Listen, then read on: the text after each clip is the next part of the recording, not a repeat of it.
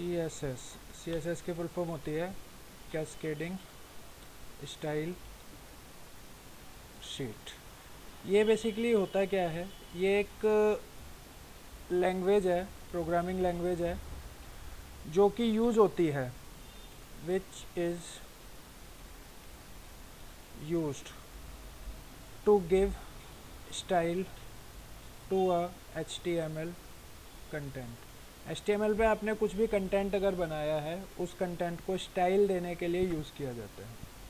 Example के लिए मैंने हेडिंग बनाई, H1 से मैंने कोई हेडिंग बनाई, तो H1 का काम क्या होगा, आपके HTML पेज के ऊपर एक बड़ी हेडिंग लेकर के आना। अब उस हेडिंग का कलर चेंज करना, उस हेडिंग का फ़ॉन्ट स्टाइल चेंज करना, उसका और ज़्यादा साइज़ चेंज करना, यानी कि उसको और ज़्यादा स्टाइल देना, जो काम होगा वो CSS का होगा। क्लियर हुआ? तो HTML का जो कोड होगा, HTML का जो टैग होगा, वो सिर्फ कंटेंट को बनाएगा, और उस कंटेंट को मेकअप करना, यानी कि उस कंटेंट को स्टाइलाइज करने का काम जो होगा वो CSS का होगा।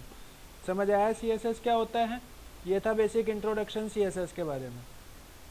किसी भी वेब प्रोग्रामर को, वेब डिज़ाइनर को 3 लैंग्वेजेस आनी ज़रूरी होती है। एक हो गया आपका HTML किस लिए होता है?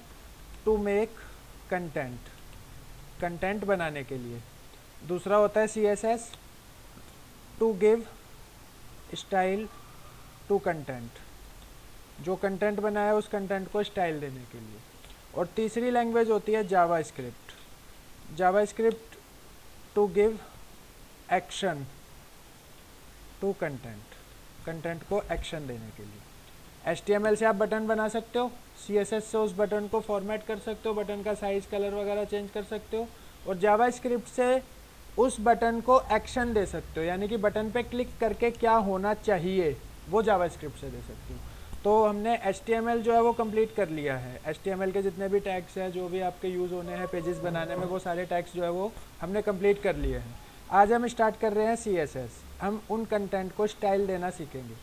ये भी मैंने आपको थोड़ा थोड़ा बता दिया है, बट आज हम प्रॉपर तरीके से इसको करने वाले हैं। तो जो CSS होता है वो 3 तरीके से यूज़ हो सकता है। We can use CSS in 3 ways. 3 तरीके से CSS को यूज़ कर सकते हैं। पहला तरीका क्या होता है? इनलाइन CSS को आप इनलाइन यूज़ कर सकते हो। दूसरा तरीका होता है एम्बेडेड CSS, और तीसरा तरीका होता है एक्सटर्नल फाइल। इनमें फ़र्क क्या होता है? इनलाइन CSS में you need to specify style at the time of content creation. Content creation के टाइम पे ही आपको स्टाइल स्पेसिफाई करना होता है। किस तरीके से?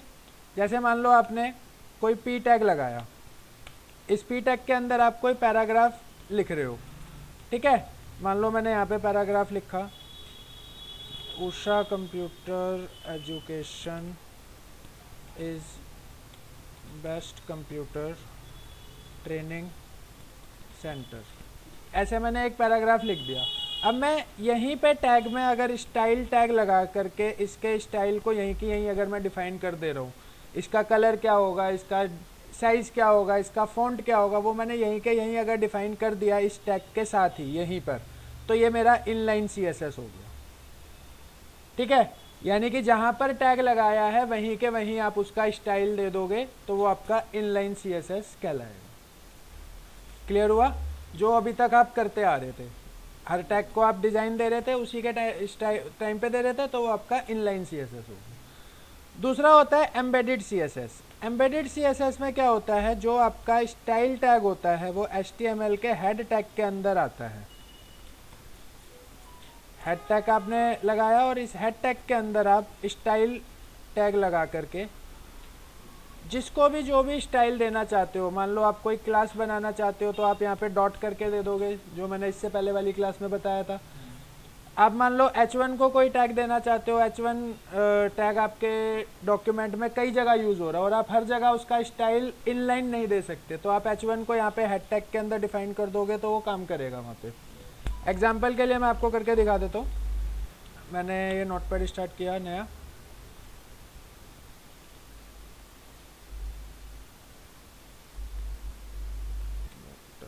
HTML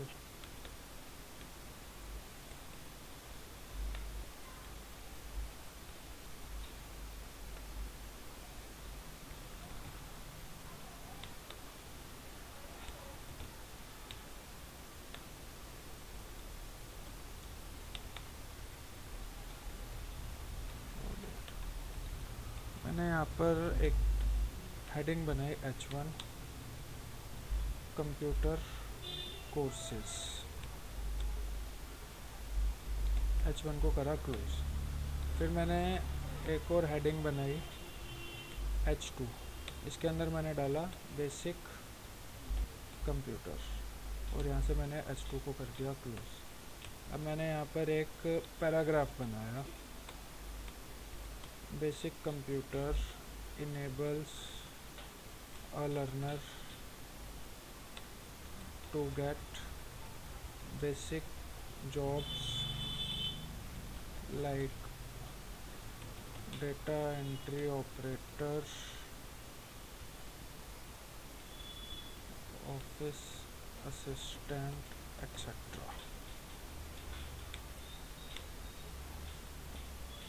ये मैंने पीटेक के अंदर ये बना दिया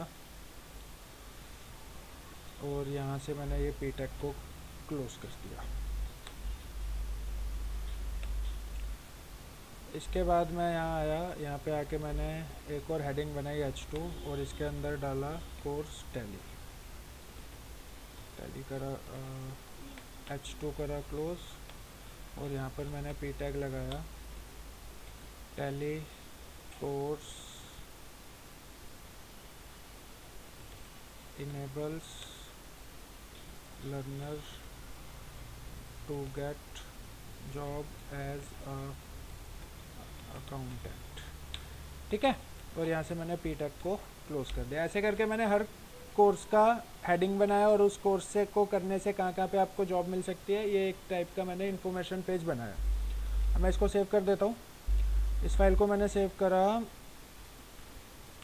courses info.html, इस नाम से मैंने इस फाइल को सेव कर दिया। अब एक बार ओपन करके देखते हैं।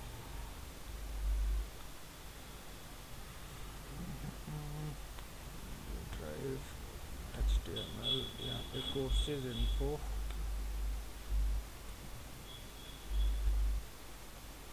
सिस्टम काफ़ी स्लो हो रहा है। देखो ये इस तरीके से आ रहा है, हेडिंग 1 में बड़ा आ रहा है, हेडिंग 2 इस तरीके से आ रहा है। अब मेरा क्या रिक्वायरमेंट है, जितनी भी जगह मैंने हेडिंग 2 लिया है वो रेड कलर से आना चाहिए, ठीक है, और जितनी भी जगह मैंने पैराग्राफ लिया है वो ग्रीन कलर से आना चाहिए। तो मेरी रिक्वायरमेंट क्या है, जितनी भी जगह हेडिंग 2 है वो रेड कलर से और जितनी भी जगह पैराग्राफ है वो ग्रीन कलर से। तो उसके लिए मुझे क्या करना पड़ेगा, अब जैसे यहाँ पर हेडिंग 2 पे मुझे स्टाइल देना पड़ेगा, फिर इस वाले हेडिंग 2 पे मुझे स्टाइल देना पड़ेगा, फिर इस वाले पी पे स्टाइल देना पड़ेगा, इस वाले पी पे स्टाइल देना पड़ेगा। तो ये इनलाइन CSS का काम हो जाएगा। यहाँ तो चलो 2 ही टैग लगे हैं, अगर मेरे पास 50-60 हेडिंग 2 के टैग लगे हों और मुझे सबका स्टाइल एक बार में चेंज करना हो तो सबके लिए मुझे इनलाइन देना पड़ेगा, मेरा काम बढ़ जाएगा, मेहनत बढ़ जाएगी ना। तो उस चीज़ के लिए मैं क्या करूँगा, एम्बेडेड CSS का यूज़ करूँगा। इसमें मैंने स्टाइल टैग लगाया हेड के अंदर और यहाँ पर मैंने H2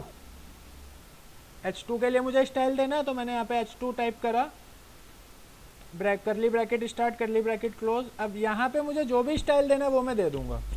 इसका मुझे कलर चेंज करना है, मान लो मुझे इसका कलर देना है रेड, तो मैंने यहाँ पे रेड कलर डाल दिया, सेव करा।